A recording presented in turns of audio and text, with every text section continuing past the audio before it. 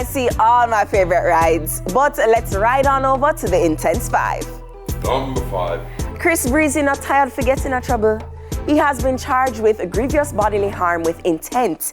The force says the charge relates to an alleged assault which reportedly took place at a nightclub in central London on February 19, 2023.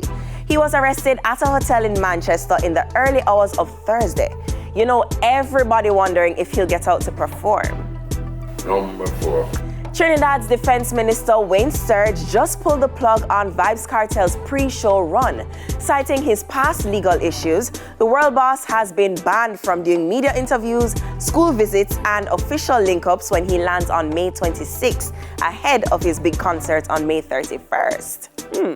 Number 3. So there's some new info on the Meg and Tory case. The bodyguard of Meg's former bestie, Kelsey, came forward and said his piece too.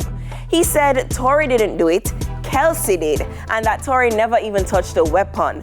Oh no, hurry up and just tell me who shoot the stallion, like truly. Number 2. Riri fans, there's a new song. Don't mind the fact that it's done for the Smurfs movie. It's Rihanna singing. Check out Friend of Mine. And finally holding the Number 1. spot this week, Diddy.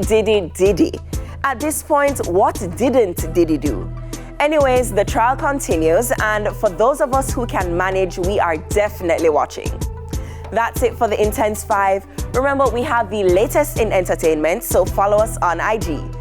Up next, Sanjay chats to Zilavi. We soon forward.